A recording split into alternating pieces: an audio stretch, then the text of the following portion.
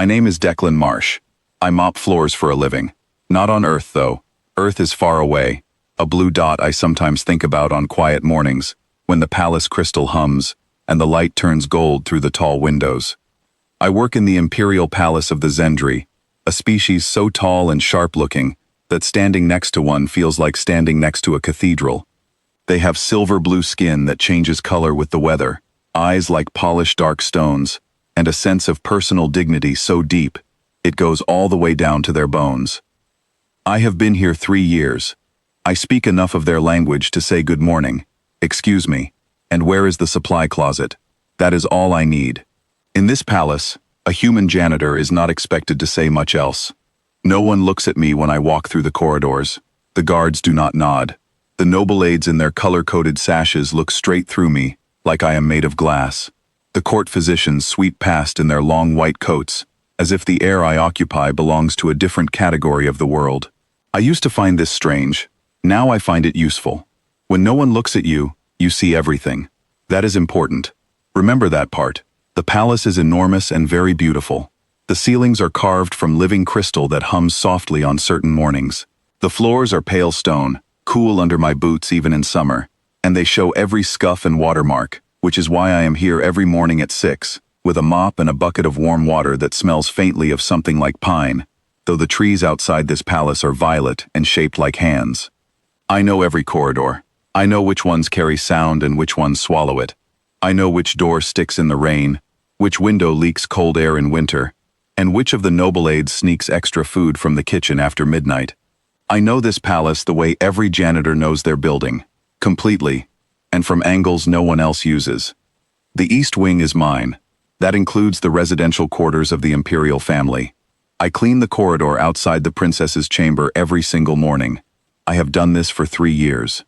In 3 years, I had never once made eye contact with her, because making eye contact with royalty without invitation is the kind of thing that gets a human sent back to the labor assignment office with a very polite note that basically says, "Do not send this one again." So I kept my eyes on the floor, on the baseboards, on the mop head, and that is why, when everything changed, it changed quietly, and from a direction no one was watching. The princess stopped speaking on a Tuesday. Her name was Saravale. She was the only child of the emperor, which in Zendri terms meant she was the future of an entire civilization's leadership structure. She was tall even for her people, with a stillness about her that made a room feel calm just by having her in it. I had seen her in the corridor only a handful of times. She always walked like she knew exactly where she was going.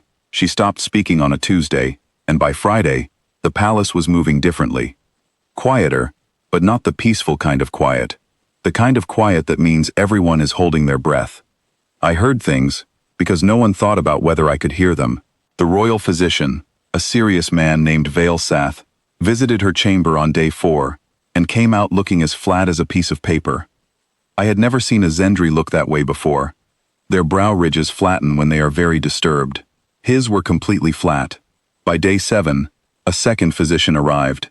She was a specialist in how Zendri nerves and vocal systems worked. She had written 17 papers on the subject. She came out of the princess's chamber saying, in a very controlled voice, that all the scans were normal, the tissue was normal, the neural patterns were normal. There was nothing physically wrong. By day 12 they brought in a psych priest. That is the closest human word I have for what he was. A man who worked with people who had been damaged in the part of themselves that could not be seen on a scan. He performed 3 sessions. He came out of the chamber looking older than when he went in. Day 15, an empath reader. This was a woman who could supposedly feel what other Zendri were feeling by physical contact.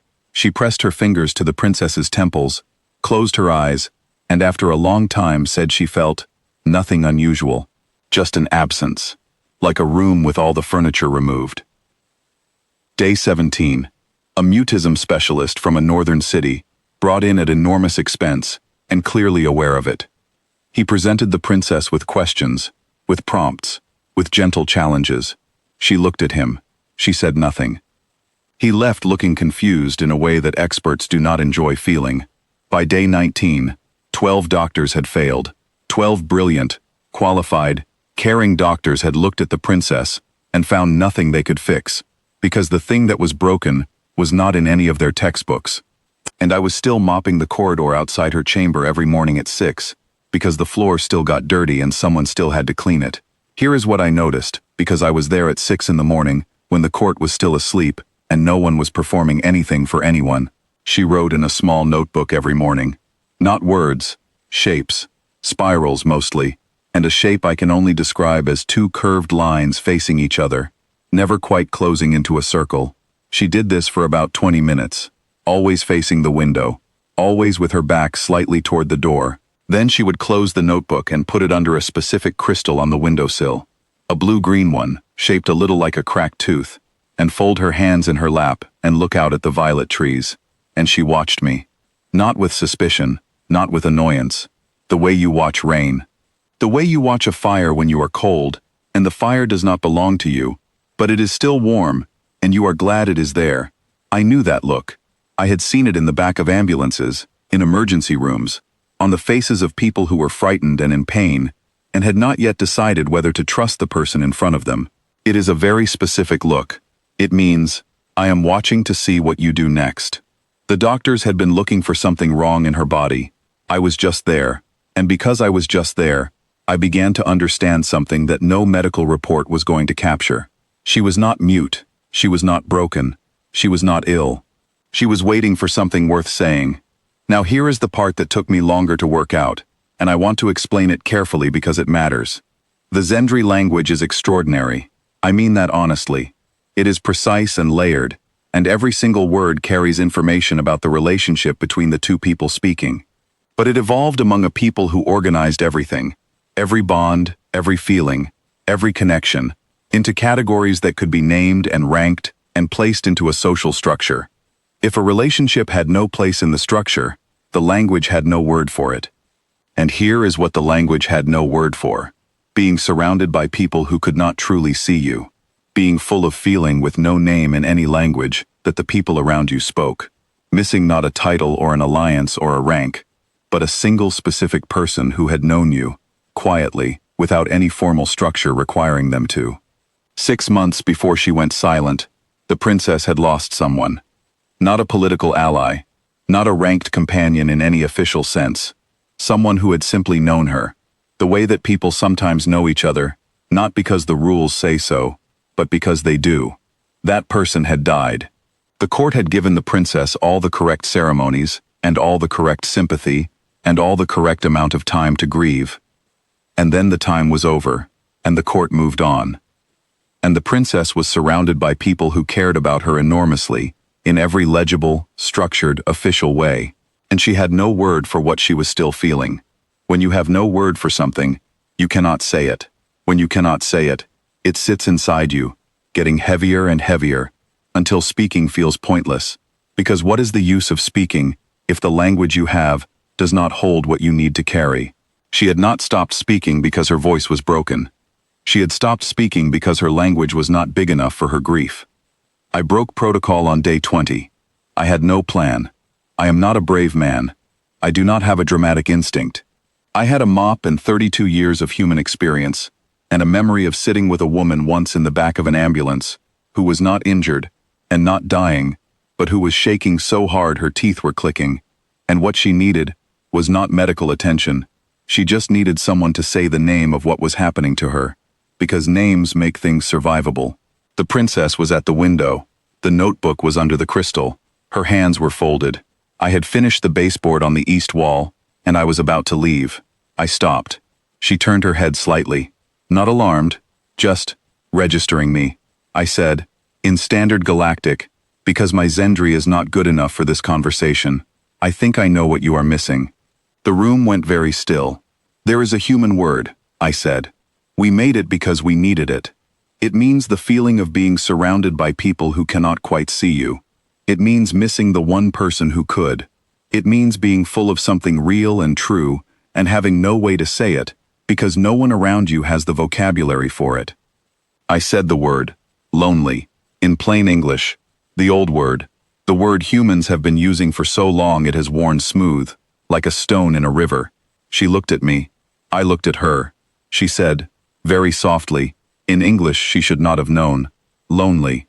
I stood very still, because that hit me harder than I expected.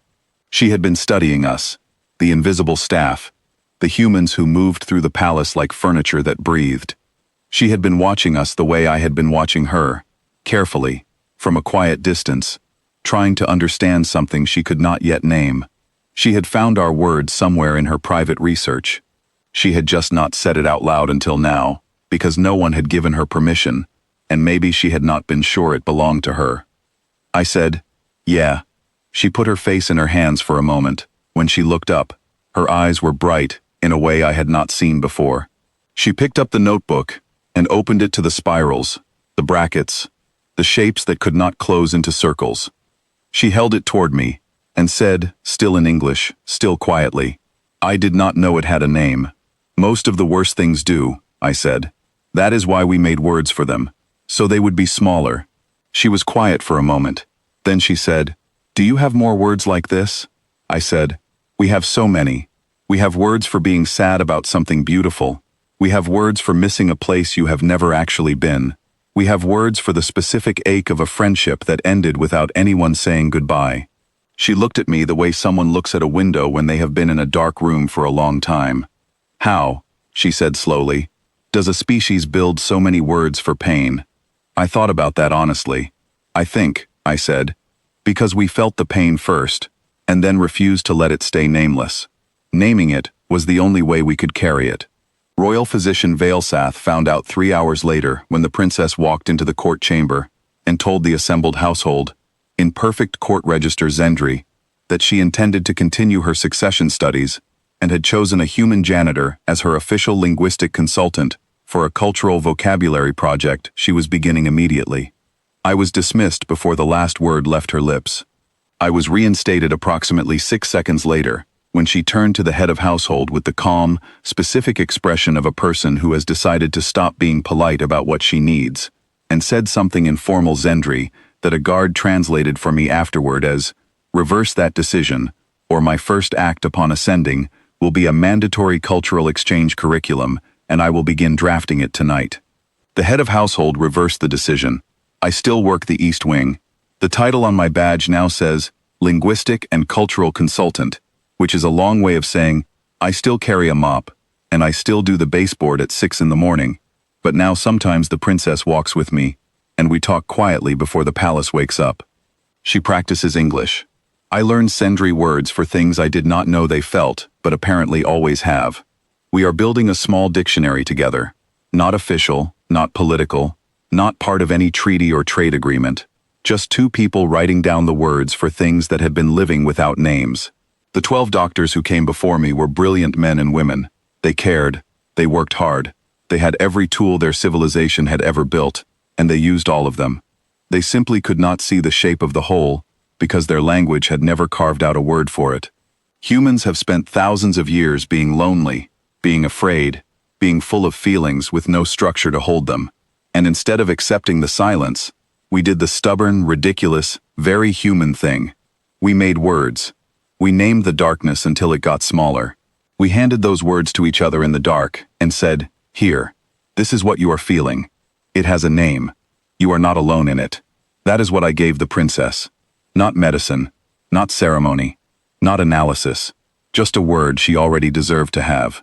She says it still sometimes, on the quiet mornings when the light comes through the crystal, and the violet trees are still, and the palace has not yet started its day. She says it softly, like she is testing the weight of it, making sure it still fits what she felt. It does. It always will.